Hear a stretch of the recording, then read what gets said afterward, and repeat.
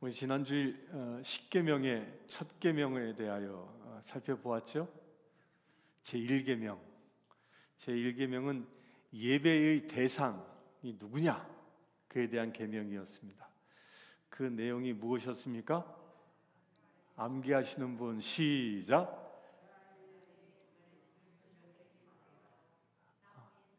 너는 나 외에는 다른 신을 내게 두지 말라. 시작. 너는 나 외에는 다른 신을 내게 두지 말라. 암기하십시오. 아멘. 이 금년 성탄절 때 십계명 다 암기한 분들에겐 제가 특별한 상을 드리겠습니다. 그때 확인하고 드릴 거니까 이제 한 주일에 한 계명씩 꼭 암기하길 바랍니다. 아멘. 아무도 안 하는 거 보니까 나 상 필요 없어요 그런 겁니까? 모두 다 암기할 수 있게 되길 바랍니다. 한국의 옛날에 한 드라마에서 나왔던 한 장면을 지금 소개해 드립니다. 그 드라마에서는 그 시골에 살고 있던 어떤 부모님에게 이 늦둥이로 얻은 아주 귀한 아들이 하나 있었습니다. 근데 부모님은 그 아들의 이 뒷바라지를 위해서 아주 최선을 다했습니다. 심지어 나중에는 소도 팔고 논도 팔아 막 자기 있는 걸 다 해서 그 아들을 섬겨서 결국 그 아들은 서울에 있는 명문대학교를 진학하고 그것을 졸업하고 또한 이 사법고시까지 합격을 합니다. 판사로 임용되어지는 그런 영광스러운 자리에 그 많은 사람들이 참석해서 서로 이렇게 축하해주는 그런 장면입니다. 바로 그 자리에 뒤늦게 이제 시골에서 올라온 그 판사로 임명되어지는 그분의 이 부모님이 올라와서 그 자리에 함께했습니다. 그런데 그 부모님들은 일생 시골에서 농사만 지으셨던 분이었기 때문에 그들의 피부는 아주 까무잡잡하고 또 그들의 옷차림새, 그 드라마에 나왔던 옷차림새는 전형적인 그 시골 스타일의 그 복색을 하고 이렇게 나타났습니다. 아주 촌스러운 목장이었습니다. 아주 그곳에 있었던 다른 사람들과는 확연히 다른 목장이었습니다. 부모님이 축하해주기 위해서 그 많은 사람들을 막 그 있는 데를 뚫고서 그 자기 아들 곁에 딱 옆에 섰습니다. 그러니까 사람들이 눈이 이만해져 가지고 그 아들한테 와가지고 그 새로 임명된 판사에게 와서 이렇게 묻습니다. 옆에 계신 분이 누구예요? 이렇게 물으니까 그 순간 이 판사가 자기 부모님의 그 촌스러운 모습을 아주 부끄럽게 여겨서 뭐라고 얘기하냐면, 네, 저희 부모님이 계신 시골에서 머슴살이 하고 있는 분입니다. 자기 생부모가 아주 초라한 몰골로 나타났다고 해서 머슴으로 얘기했습니다. 사랑하는 성도님들, 어떻게 생각합니까?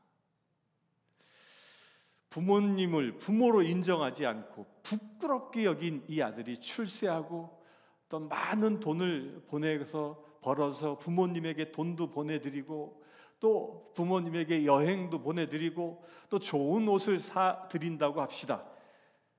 과연 그 부모님은 그 아들이 주어지는 선물로 인하여 행복하겠습니까? 부모가 부모로 인정받지 못하는데 다른 무엇으로 부모에게 효도할 수 있겠냐 말입니다. 마찬가지입니다. 너는 나 외에는 다른 신을 내게 두지 말라. 이 제1계명이 바로 이와 같은 것입니다. 여러분들의 아버지가 누구시죠? 하나님이십니다. 그 하나님을 부모로 섬길 수 있게 되길 바랍니다. 천지 만물을 창조하시고 그 운행하시는 하나님, 그분이 바로 우리의 아버지 하나님이십니다. 그분을 바로 알고 인정하고 진정으로 예배하는 것이 다른 어떤 계명보다도 우선시 된다는 말씀이 바로 1계명의 말씀입니다. 만일 이것이 우선시 되지 아니한다면 다른 어떤 행위로도 하나님께 영광 돌릴 수 없는 것입니다. 아멘이십니까? 하나님을 나의 아버지로 고백할 수 있게 되길 바랍니다. 오늘은 10계명 중에 제2계명에 대해서 살펴봅니다. 먼저 2계명의 내용을 다시 한번 읽겠습니다. 앞에 우리가 읽었던 성경 말씀 PPT로 다시 띄워주실래요? 네. 다 함께 읽어보겠습니다. 시작. 너는 자기를 위하여 새긴 우상을 만들지 말고 위로 하늘에 있는 것이나 아래로 땅에 있는 것이나 땅 및 물속에 있는 것에 어떤 형상도 만들지 말며, 다음 넘겨주세요. 그것에게 절하지 말며 그것을 섬기지 말라. 나 내 하나님 여호와는 질투하는 하나님인즉 나를 미워하는 자의 죄를 갚되 아버지로부터 아들에게로 3, 4대까지 이르게 하거니와 나를 사랑하고 내 계명을 지키는 자에게는 1000대까지 은혜를 베푸니라.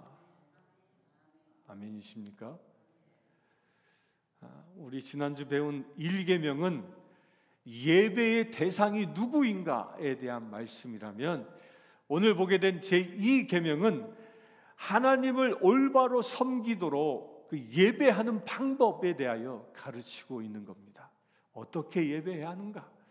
제1계명은 오직 하나님만 섬기라는 명령이라면, 제2계명은 하나님께 나아갈 때 신령과 진정으로 나아가야 할 것을 명령하고 있는 것입니다.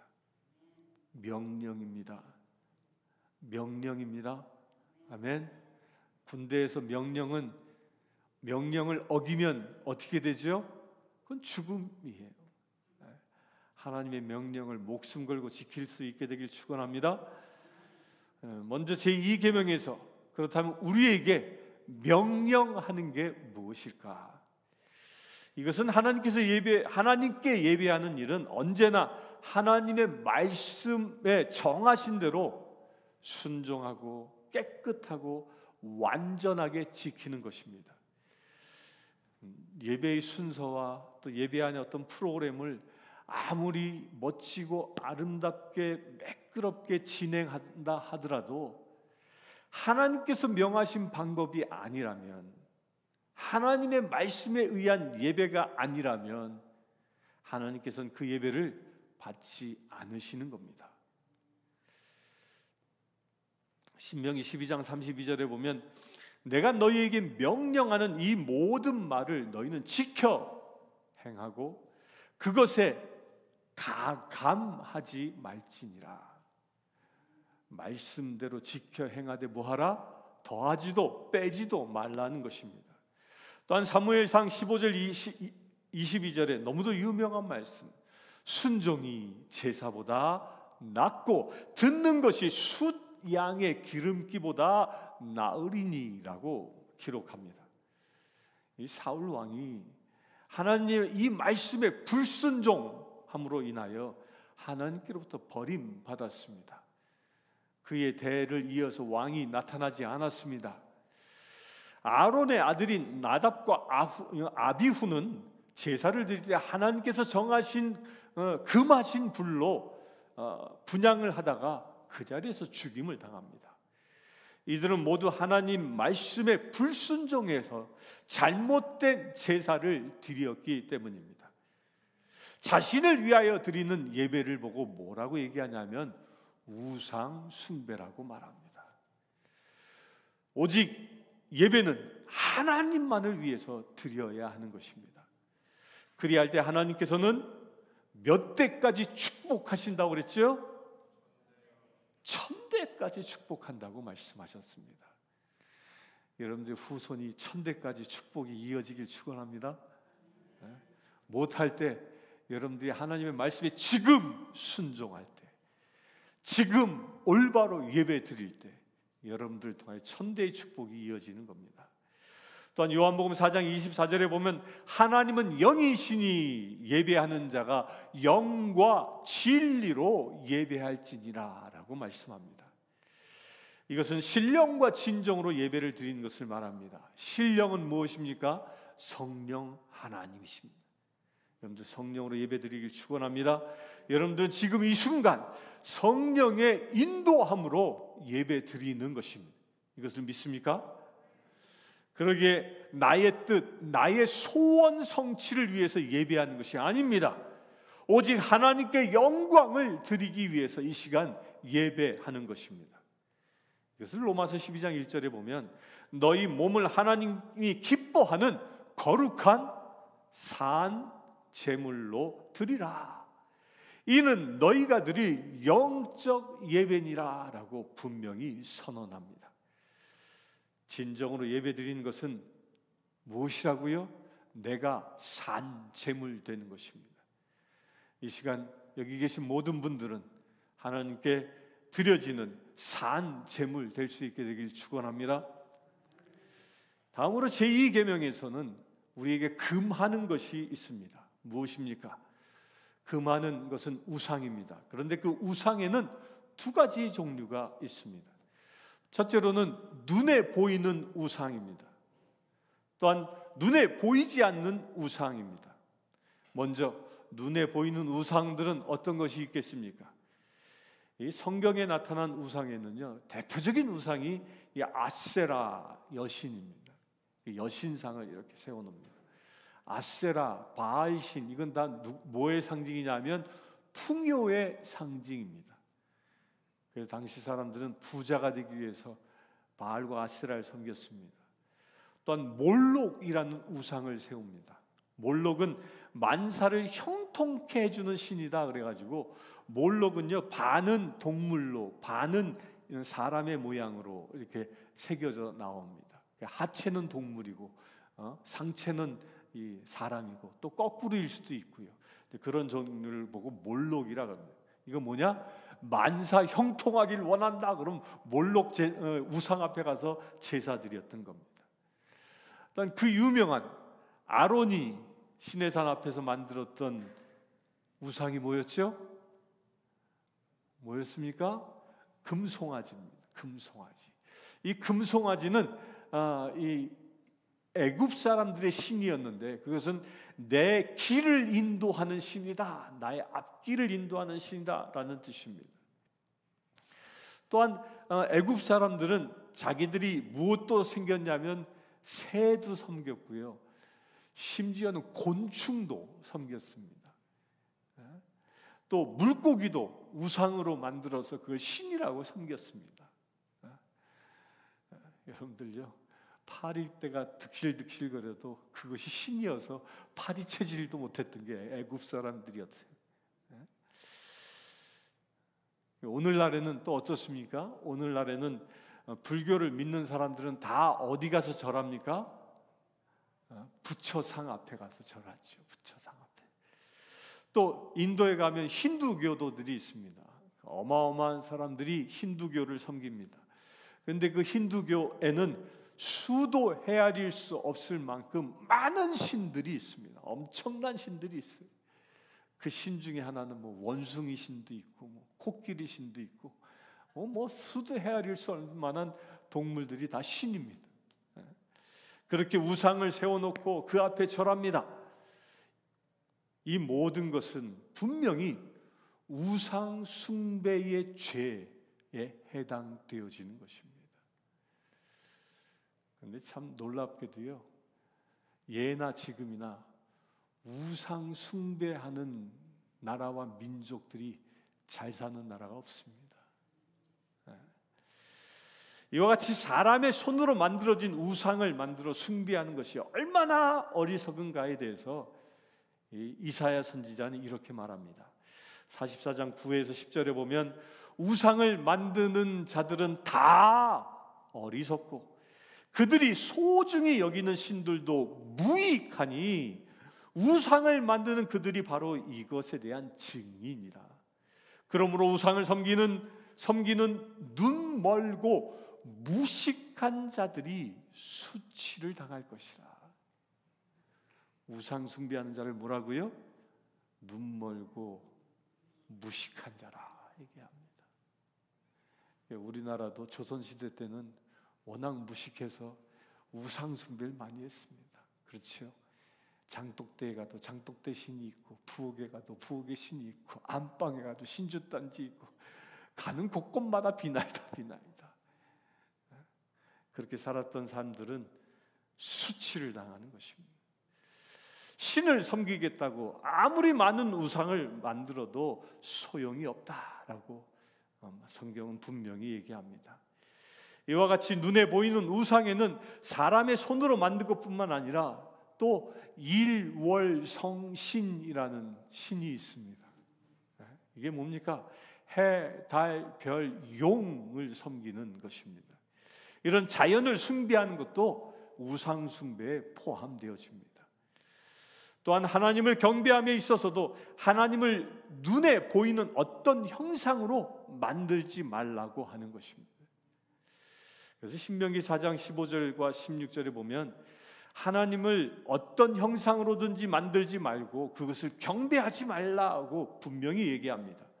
또한 출애굽기 32장에 보면 이스라엘 백성들이 출애굽한 후에 모세가 시내산에 올라가지요. 그 시내산에 올라가서 40일 동안 내려오지 않습니다. 그러니까 이 이스라엘 백성들은 불안해졌습니다. 그래서 이스라엘 백성들은 모세의 형이었던 아론에게 찾아갑니다. 그리고 이렇게 얘기합니다. 아론이요, 우리를 인도해 줄 신을 우리를 위해서 만들어 달라고 이야기합니다. 막 데모를 일으켰죠. 그러자 아론은 모든 백성들로부터 이렇게 명령합니다. 너희가 애굽 땅에서부터 가져온 금부치, 은부치들을 다 내게로 가져와라. 그리고 그것으로 금송아지를 만들고 아론은 이렇게 얘기합니다. 이것이 너희를 애굽 땅에서 인도해낸 너희의 신이로다. 그 신이 누구? 금송아지였습니다. 아론은 하나님을 송아지 형상으로 만들어서 우상을 숭배한 것입니다. 그런데 송아지는 당시 애굽의 또 다른 신이었던 겁니다.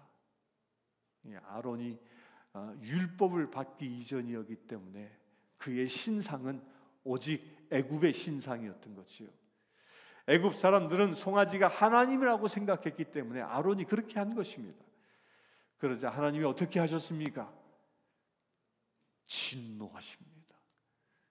신상을 만들고 막 좋아하는 백성들을 보고 진노하십니다. 왜냐하면 아무도 하나님을 본 사람이 없는데 자기 사람의 생각대로 하나님의 형상을 만들었기 때문입니다. 자기 생각대로 사람, 짐승들의 모양으로 자기 멋대로 만들어냈기 때문에 그것이 무엇? 우상인 것이죠. 하나님의 모습은 우리가 상상할 수 있는 게 아닙니다. 사랑하는 성도 여러분, 어리석은 자는 우상을 숭배합니다. 그러나 지혜로운 자는 오직 하나님만 경배합니다. 아멘이십니까?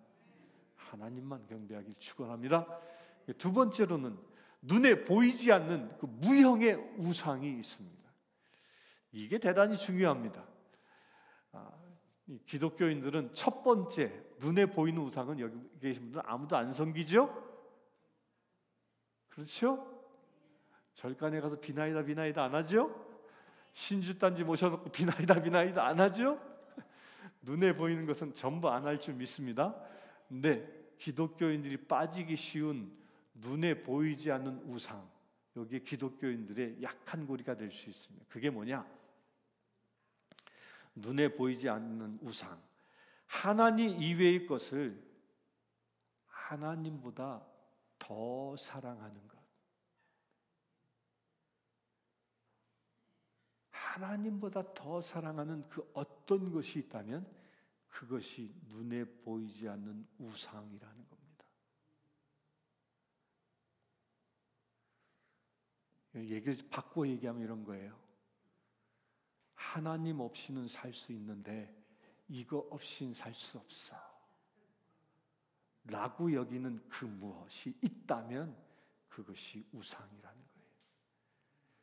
이것을 보고 사도 바울은 골로새서 3장 5절에 보면 탐심은 우상 숭배라고 지적합니다. 탐심으로 인하여 멸망당한 성경의 대표적인 인물이 누굽니까? 이스라엘 백성들이 출애굽해서 여호와의 지휘하에 이제 여리고성을 점령하죠. 여리고성을 무너뜨렸습니다.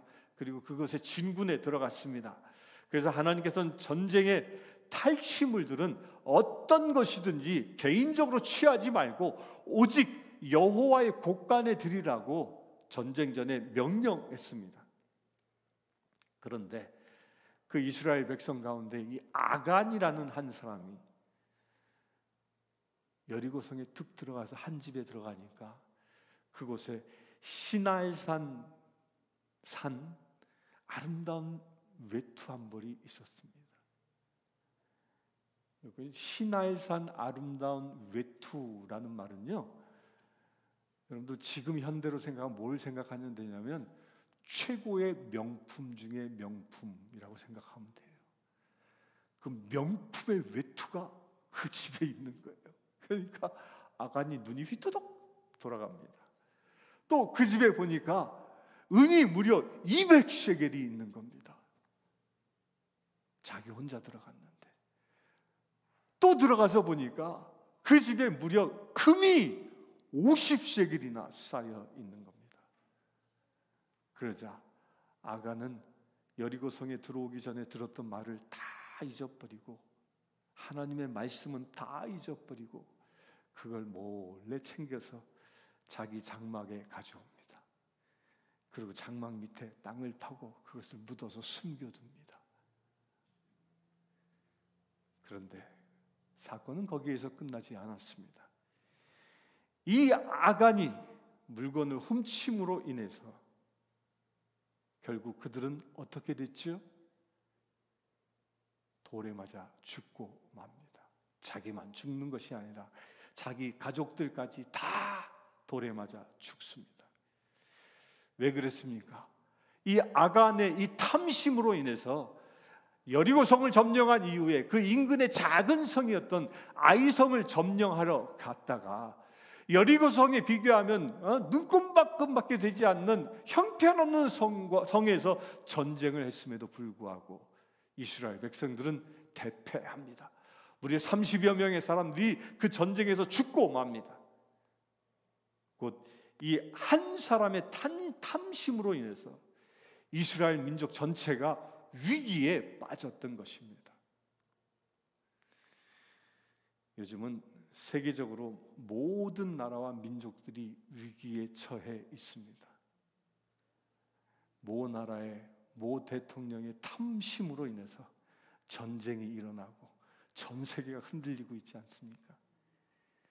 그로 인해서 물가는 천정부지로 하루가 다르게 올라갑니다. 또한 우크라이나의 그 전쟁은 그칠 줄도 모르고 왜 전쟁하는지 이유도 모른 채 계속되고 있습니다. 또 그뿐입니까? 중국도 대만을 통일한다는 명분으로 점령하기 위해서 전쟁 준비가 한창 진행되고 있다고 뉴스는 계속 보도합니다. 그것뿐입니까? 지금 북한에서는 핵도발을 하겠다고 호시탐탐 노리고 있고 미국 군대는 그것을 감시하고 있습니다. 이런 정치적인 것뿐만 아니라 지금 전 세계는 어떤 몸살을 앓고 있습니까? 지금 자연재해는 상상을 초월하는 그 엄청난 재해들이 지구상을 지금 뒤덮고 있습니다. 1000년에 한 번도 비가 내리지 않은 사막에 홍수가 쏟아지고 있고 대도시가 홍수로 물난리가 나고 있고, 그런데 곡창지대에는 비가 내리지 않아 가뭄이 들어 모든 농작물들이 말라 죽어가고 있습니다. 이런 위기의 상황에 나 하나만 안전하면, 나 하나만 라는 생각이 있다면 그것이 바로 무엇이라? 그것이 바로 탐심이라는 겁니다. 어려울수록 콩알 반쪽이라도 이웃과 나누려는 마음, 그런 마음이 뭐예요? 하나님을 섬기는 마음인 것입니다. 사랑하는 성도 여러분, 이런 위기 상황 속에서 여러분들의 기도 제목은 무엇입니까? 여러분들의 지갑은 무엇을 향하여 열려 있습니까? 우리 서장로님이 간혹 저에게 얘기하십니다. 나이가 들수록 입은 닫고 지갑은 열어야 합니다. 그냥 감동이에요. 그냥 식사 자리 가면 지갑을 탁 여셔서 내가 계산할게. 여러분들의 지갑은 무엇을 향하여 열리고 계십니까? 여러분들은 종일 무엇을 내 마음에 담고 있냐는 것입니다. 아직도 무엇을 먹을까? 아직도 무엇을 마실까? 아직도 무엇을 입을까? 이런 것들로 마음에 가득 차 있습니까? 그렇다면 그것이 바로 우상 숭배입니다. 이제 이런 모든 우상 숭배에서부터 벗어날 수 있게 되길 축원합니다. 우리 마음에는 오직 하나님의 말씀으로만 가득 차야 하는 것입니다. 아멘이십니까? 앉으나 서나 누구 생각? 하나님 생각. 앉으나 서나 말씀 묵상 끊임없이 이루어지게 되길 축원합니다. 마지막으로 우리가 왜 그렇다면 이 두 제2계명을 지켜야 하겠습니까? 십계명 제2계명의 그 후반부에 보면 나 여호와 너희 하나님은 질투하는 하나님이다 라고 말합니다. 우리의 아버지 되신 하나님이 뭐 하신다고요? 질투하신다. 그래서 하나님께서는 나를 미워하는 자의 죄를 갚되 아비로부터 아들에게로 3, 4대까지 이르게 하거니와 나를 사랑하고 내 계명을 지키는 자에게는 몇 대까지? 1000대까지 은혜를 베푸니라 라고 말씀합니다. 이 말씀이 진정 말씀대로 진리대로 이루어졌다라는 살아있는 증거가 누구냐면 유대민족입니다. 아브라함을 축복하신 그 축복이 어떻게까지 이루어졌습니까? 저들은 2000년 전에 나라가 망했습니다. 로마에 의해 망하여 그들은 뿔뿔이 전 세계에 흩어져서 무려 2000년 동안 나라 없는 민족으로 살았습니다. 그리하여 그들은 수많은 고초를 겪었습니다. 히틀러에 의한 600만 명이 죽어가는 그런 엄청난 고통을 겪은 민족입니다.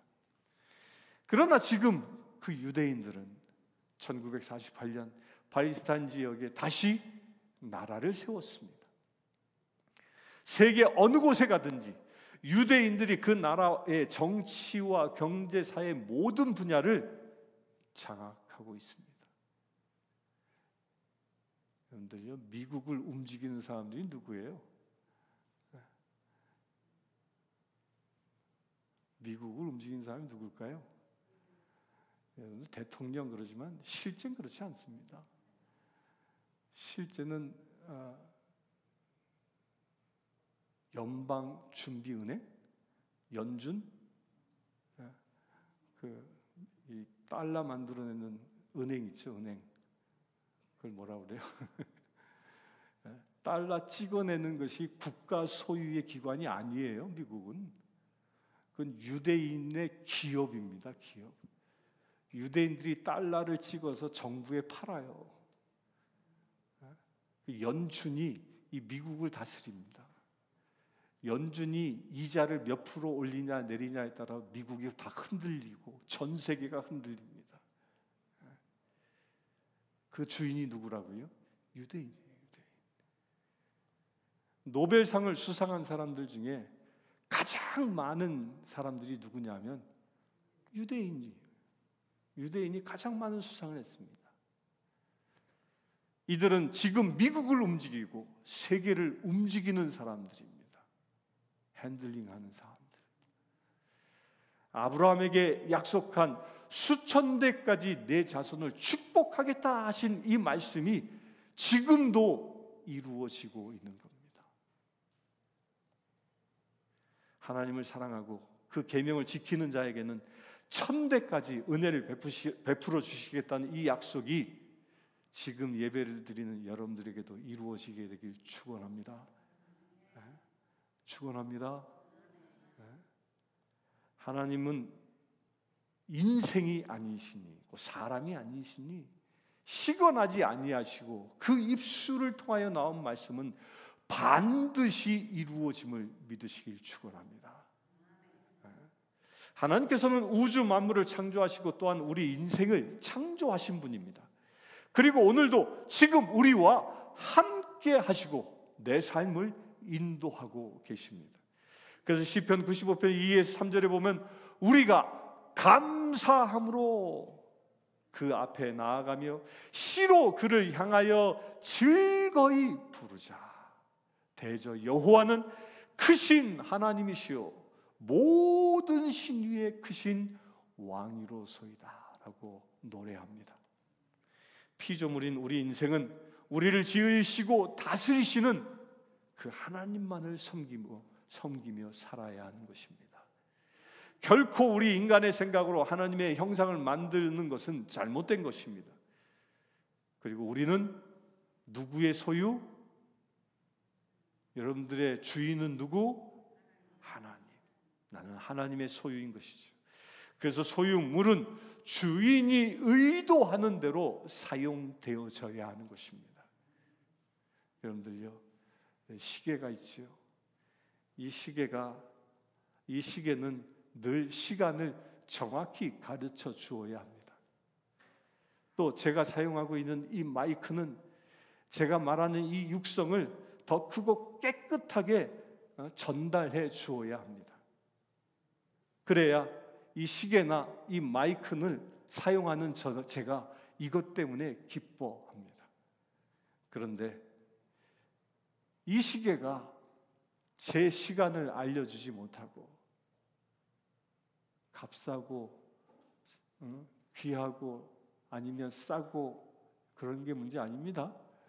제 시계는 비록 8불밖에 되지 않지만 정확히 시간을 가르쳐 줍니다. 그러나 이것이 제 시간을 가르쳐 주지 못하면 이 고장난 시계가 가야 할 곳은 어디? 쓰레기통이에요. 제가 사용하고 있는 이 마이크 또한 제 기능을 발휘하지 못하고 고장나 버리면 이것이 가야 할 곳은 어디? 쓰레기통입니다. 여러분들의 인생은 어떻습니까? 여러분들은 고장나서 버려져 쓰레기통으로 던져지는 인생입니까? 아니면 여러분들이 존재함 그 자체로 인하여 하나님께서 기뻐하시는 인생이십니까? 하나님께서는 우리 인생을 지으시고 우리를 통하여 찬송받기 원하시고 또한 우리를 통하여 예배받기를 원하십니다. 그리고 하나님은 우리의 예배를 통해서 기뻐하시는 겁니다. 옛날 이 미국의 노예시장에서 일어난 사건을 소개합니다. 노예시장에 그 영화에 보면 이렇게 무대처럼 세워놓고 거기에 노예들 한 명씩 갖다 놓고 막 그 경매로 사지 않습니까? 그런데 그런 노예시장에 흑인 노예 가족 4명이 거기에 이제 팔리기 위해서 나왔습니다. 그래서 한 명씩 그 무대에 오르자 그 한 명씩 다른 사람들이 그 4명의 가족을 사간 겁니다. 각각 적당한 줍을 들고 그러자 4명의 가족이 어떻게 됐을까요? 이제 그 가족은 더 이상 가족으로 모여 살 수 없어 뿔뿔이 흩어지게 됐습니다. 생이별할 수밖에 없는 그런 처지가 된 것이죠. 그래서 이 흑인 4가족은 마지막으로 부둥켜 안고 막 흐느껴 울며 다시는 만날 수 없기 때문에 그렇게 애통해하고 그러면서 서로의 볼을 비비고 서로의 이름을 부르고 그 생이별의 아픔을 그렇게 나누고 있었습니다. 그런데 멀찍이서 이 이별의 장면을 보고 있었던 한 신사가 그 흑인들을 사간 새 주인들을 찾아갑니다. 그리고 그 새 주인이 산 값에 딱 2배의 현찰을 주며 나에게 이 사람을 파시오. 네 사람을 찾아가면서 2배의 값을 치르고 그 4명의 흑인 노예를 샀습니다. 그리하여 그들이 흩어지지 않고 함께 살 수 있도록 배려해 준 거죠. 그리고 그 노예 4명에게, 한 가족에게 이 노신사는 이렇게 얘기합니다.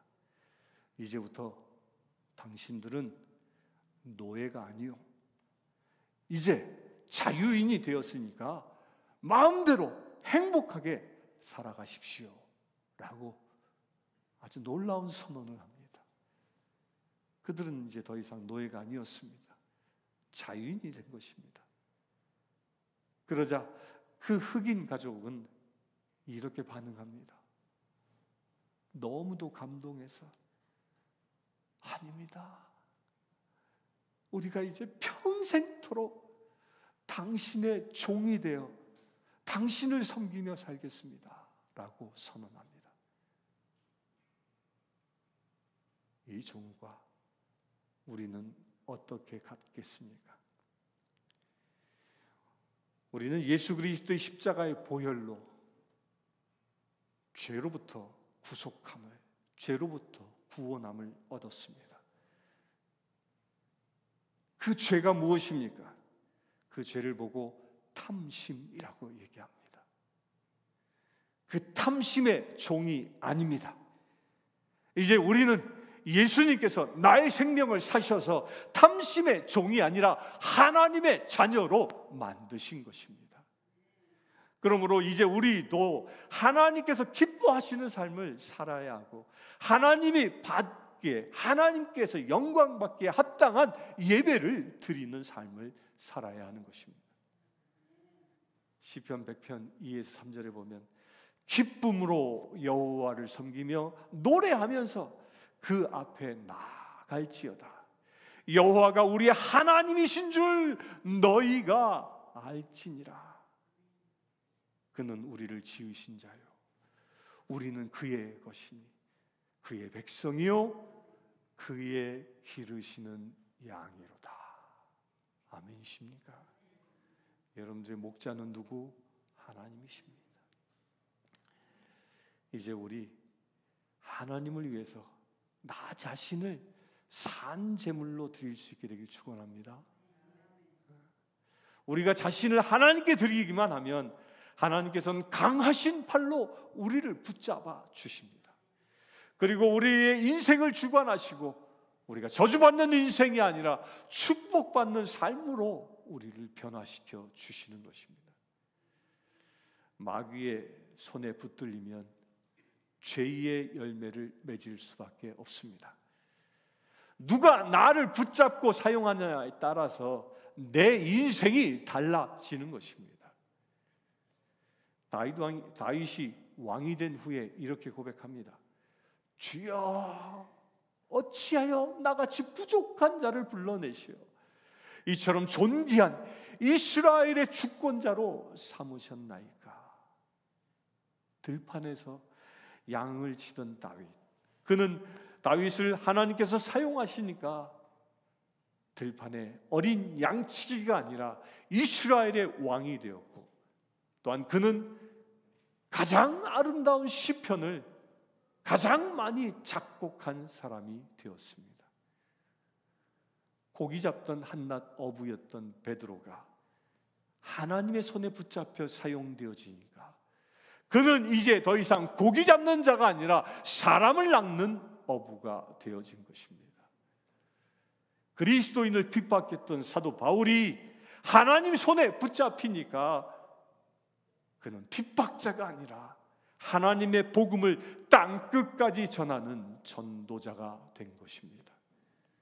사랑하는 성도 여러분, 여러분들의 인생은 누가 주관하고 계십니까? 하나님께서 우리를 쓰기 위하여 나를 사랑하고 내 계명을 지키라고 말씀하십니다. 십계명을 통하여 말씀하신 대로 우리는 오직 하나님만 사랑하고 섬기는 삶을 살아가시기를 축원합니다. 우상을 만들거나 우상을 섬기는 자가 아니라 우리의 인생을 오직 주님 앞에 드릴 수 있게 되기를 축원합니다.